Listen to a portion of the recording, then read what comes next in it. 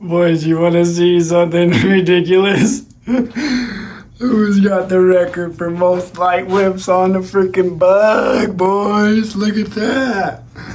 Oh, I think there's like 5 whips on there. Or 10. Look at that bad boy. It's kind of hard to see them all on at the same time. Their individualities. But we got green, red, pink, white, blue. It's super funny. Today, I'm going to show you guys how to make some LED whips for your bug. I was just editing the video, and I just want to try to get back to you guys that have subscribed and comment and like the video. So, if you comment down on this video, I'll put all the names that commented. We'll do that wheel spin thing, and whoever wins it, I'll make you a custom set. If you want whatever colors I have, I'll make them, send them to you. And yeah, so if you guys are down, say something in the comments. Let me know. I'll pick one of the guys that comment in this video. We'll spin the wheel on everybody who comments in this video, and I'll send out a free set. Kind of show you what they all look like individually. It's crazy how these make these things really glow. But that's what the blue ones look like.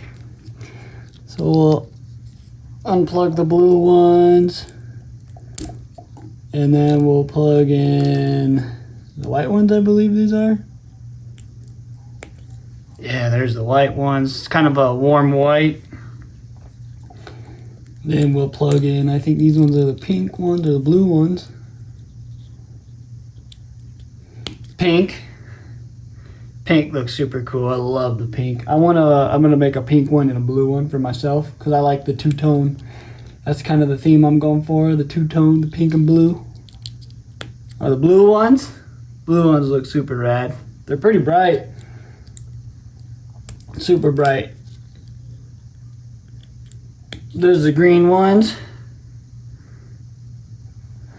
Green ones look super rad. And then we got the red ones. Boom, baby. But yeah, I'll take this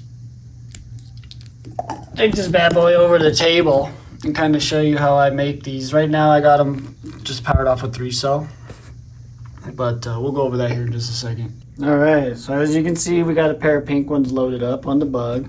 I'll go over like the parts and stuff that we use, and so you can build some yourself, or you can buy some from me, or My Trick RC also makes these bad boys. But anyway, right now I have it with just a JST plug. This can be plugged into your receiver and be powered, or you can use one of these little adapters. This is a 3S adapter, and these little controllers right here will take anywhere from 4 to 24 volts, I believe, 22 volts, quite a lot. So it'll run off of receiver power, or you can run it off of almost any size battery. I've been working on a version that allows you to have just a battery and an LED. These are the original prototype, so you can kind of see. It's hard to tell on camera, but this bad boy is way bright because it's fully charged, but as it goes down, so will the brightness of the LED.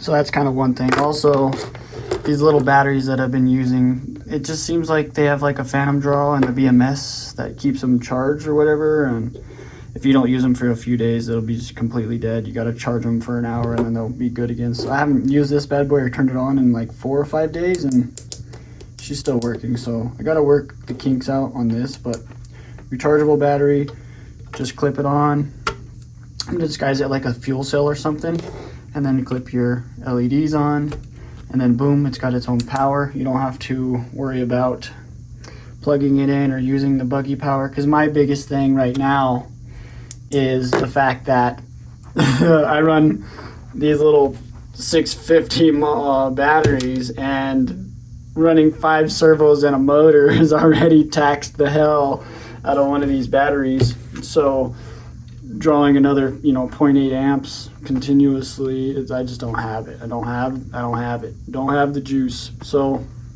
that's why I kind of wanted to work on its own little source, rechargeable. Just quickly pop, remove. This one you kind of got, if you use, you know, the bounce, you gotta tuck them in there, so it's not as easy as just popping off and popping in. But these are super cool. It's super simple. I use these, we'll kind of go over one of these. I'll set the camera up. All right, here we go, boys. These are all the tools I pretty much use. Soldering iron. This is like copper coated enamel wire. It's what they used to like wrap motors and stuff with, but it's copper, but it's got this little coating on it, so you have to scratch the coating off to solder to it. So it's ice insulated but without like a rubber jacket, so it's really slim wire. You're gonna need that. I use 26 gauge. I like to use flux when I solder. I believe this is 24 gauge, 26 gauge. I'll post a link up, but this stuff is crazy flexible. I just love, it's super noodly. I like this stuff. I use this wire right here. Tweezers, you're gonna need those. X-Acto knife. I use the PTFE tubing for 3D printers, for the cover, for the filament. This is the filament that we use. It's pretty flexible filament. The problem is you flex it too much and then it breaks the board inside, so you got to kind of be careful with these. They're pretty durable, but like when you put something in here and this kinks, it can make sharp edges. So finding a good source, this is probably the best that I've found so far. If anybody else knows anything better, let me know. I don't know, you don't want to go too rigid because you want to have a little bit of give, but you don't want enough give to where it kinks, you know what I'm saying? Anyway, moving on. This is blue. If you look really closely here, you can see there's a side with no hole in it, and then there is a side with a hole in it. That is your positive side, and the other side with no hole is your negative. You're going to need heat shrink tubing. I use 3 different sizes. Boom, boom, boom. I use a little antenna cap, and then you have your connector of choice. I use the JST SYP 2.5 mil, so you can just plug it into a receiver, and then I make these backward style balance adapters. So either run them straight off a battery, or you could plug this directly into the receiver, and then something to hold them with. And then obviously you're going to need something to dumb the voltage down from whatever your input is to the Edison bulb. The Edison bulb only wants 3 volts. Any more than that, they'll pop.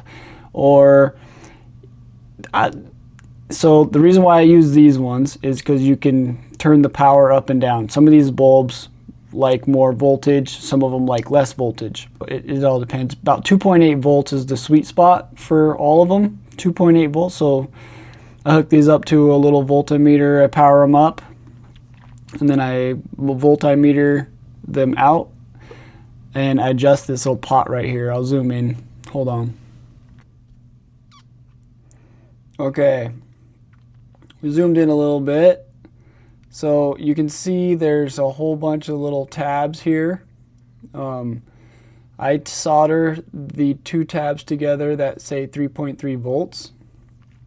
And then up here there is an adjustability tab that I soldered together. So I soldered the 2 tabs together for adjustability. And then up here at the very, very top, there's a circuit that you need to break. So I take an X-Acto knife or these pair of tweezers, and I break the circuit, you have to scratch basically from the top of the 2 adjustability pads all the way up. I might have a picture, I'll insert it. But yeah, you scratch basically the copper off, little connector all the way up. If you don't, these things will pop.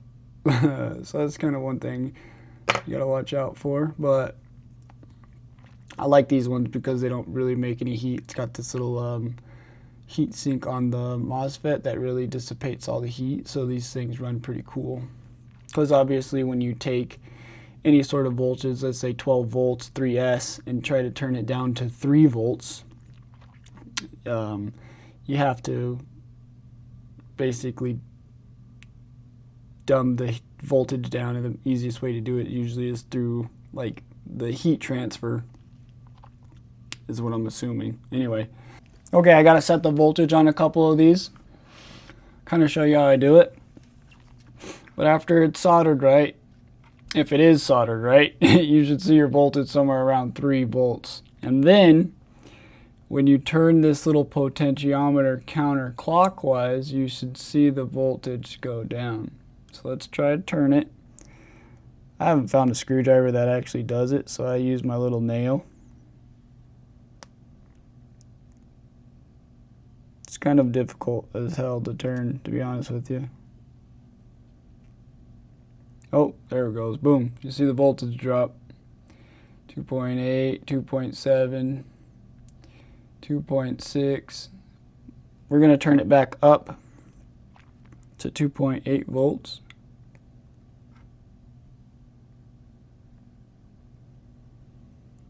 We want to get pretty much exactly 2.8 volts.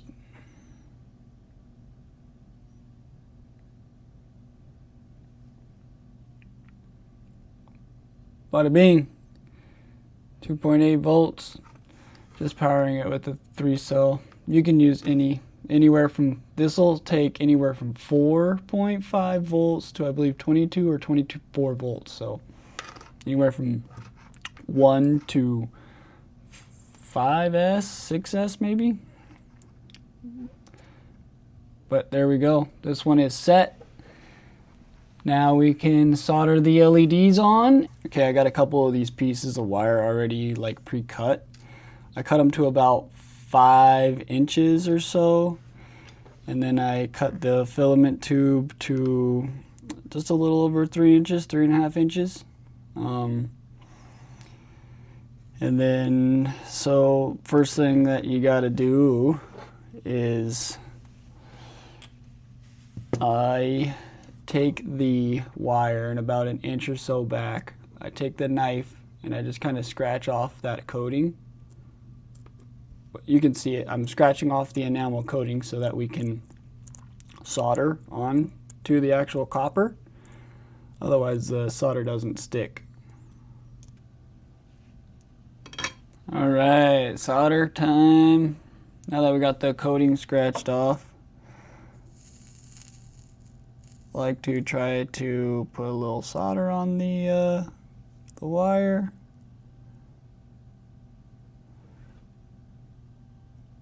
Sometimes you got to use the aluminum block to help dissipate the heat. I don't know if you can see that, but we got a nice little dabble of solder on the wire. Now I'm going to go to the other end down here. Well, actually I'm going to solder the bulb on. I guess we could do that real quick. So we're going to find our positive side, which is the one with the hole in it. Going to add just a little bit of solder to the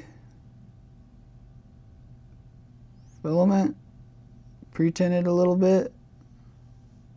Keeps moving on me.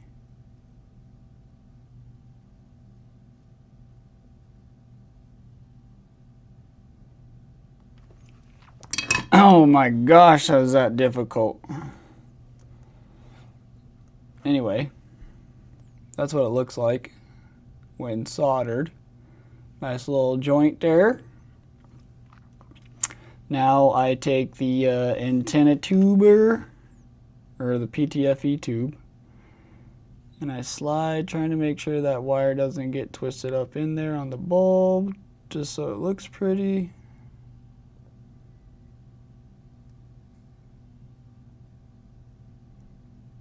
Slide that bad boy up in there. The reason why I leave it a little long is so that I can pull this bad boy sucker up. So now I'm gonna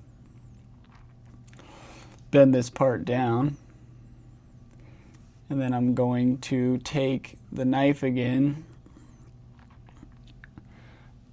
and I am going to scratch off just a little bit below the negative side. I'm going to come down just a little bit and then scratch off about right there, and then I'm going to cut it off right there, and then I'm going to solder the positive and the negative side of the little strip of wire that I've pre-cut onto the LED, and then boom, we have one side of the LED completed.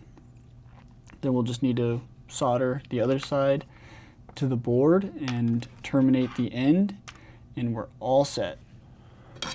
Okay, now that we got this piece cut and scraped off so that we can solder to it,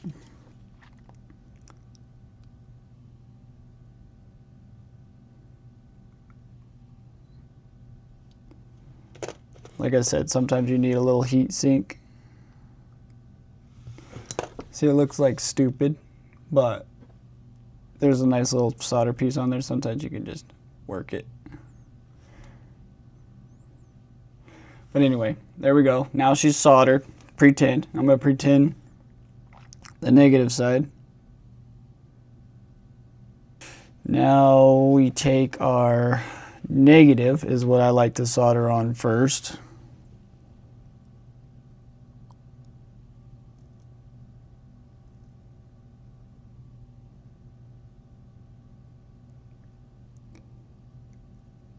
Bada bing. Then we measure our positive to cut and restrip and retin.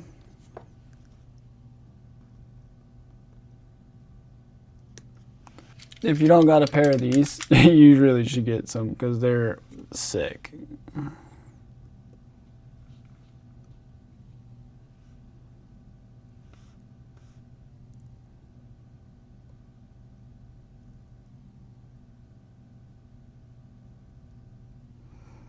Okay, so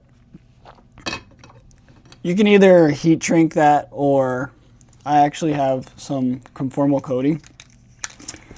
So that's what I use to insulate the two wires even more. I try to make them, you know, offset of each other so that they don't touch, but I like to put a little conformal coating on these so that if they do touch, there will be no shorts. So find my little paintbrush,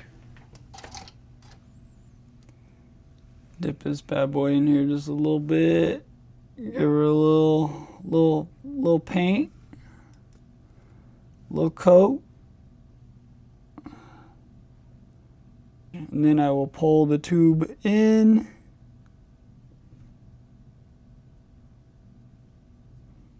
Sure that the wires go in the hole.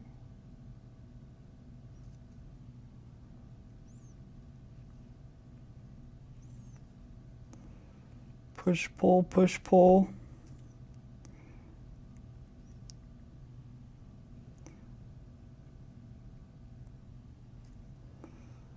Now that the wires are in there, we got the top piece. Then you take your piece of heat shrink, slide it over.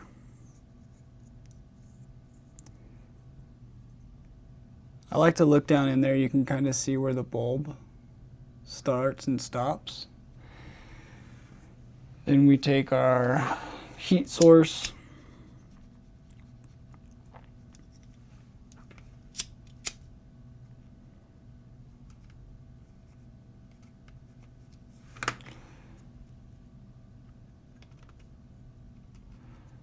and then there you go. You have a nice little doohickey. Then we take our scissors, chop our wire off. I like to clip these little antenna tubes down about 2 or 3 mil. And then slip and slide them onto the LED. And there we go. We have one blue LED ready to solder to the board. But first I'm going to make another LED. I'm going to join the 2 wires together, positive and negative, with a little piece of heat shrink, and then I'm going to solder them both at the same time to the board. Okay, so I made another LED, got a pink one and a blue one. Now we need to join the wires together. I like to join the wires together kind of like this. There's a small piece of heat shrink. Slide over the wires. Come on now, come on back. Come on now, come on back now. Slide it over just barely. Then those 2 wires are stuck together like that. Then add a little solder, melts them together. So I'll put another heat shrink on over here.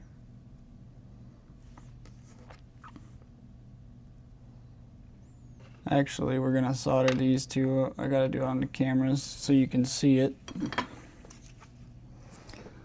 Add a little solder, add a little solder.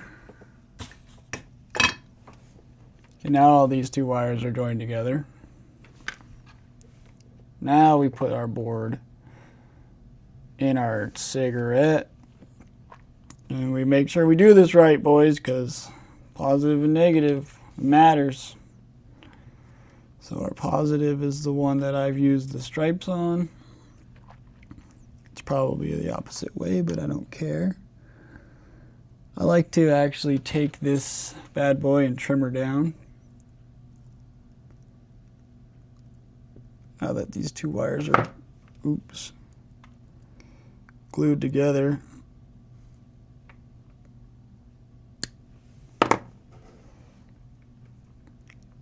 Sometimes you can get this bad boy to fit into the post like that. You can kind of see the wires tucked into the post. Oh, it just fell out.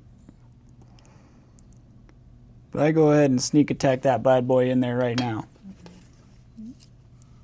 And we ain't dealing with nobody walking around on us.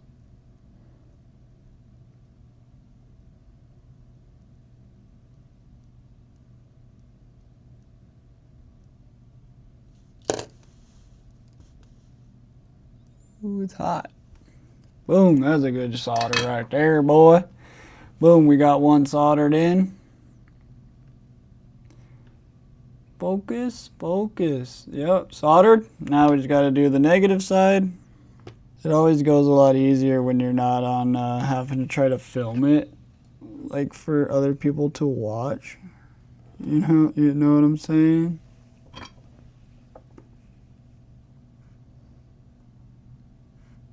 Of course, everything's got to be so difficult today. Walking around on me. Get my tweezers.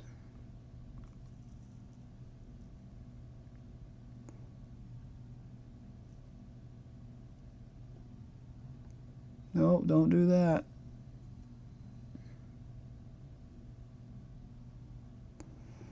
There we go. That was a decent little solder. Yeah, you can see we got them soldered on. So then I just take my little scissors, give her a little clippage, and there we go. We have positive, negative, positive. Now we just need to terminate our end with whatever we like. You gotta get one of these. These things are sick. If you ever need to like repin your stuff, this I've been a big fan of shortening the wires now. Super confident to be able to repin and shorten wires, make stuff look super custom, you know what I'm saying?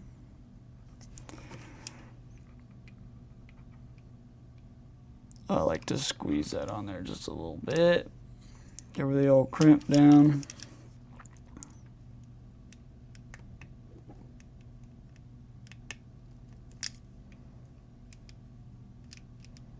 Boom. Beautiful little crimp. To the other side. Now it does kind of matter how you crimp these. If you see I have the positive I did first and I have it up on that side. Because when you go to crimp these and you got to put them in the holes, if you didn't crimp it the right way, you have to like twist the wire and it looks stupid. So there's a little bit of an art to crimping these bad boys. So that we know what 2 is plus and 1 is minus.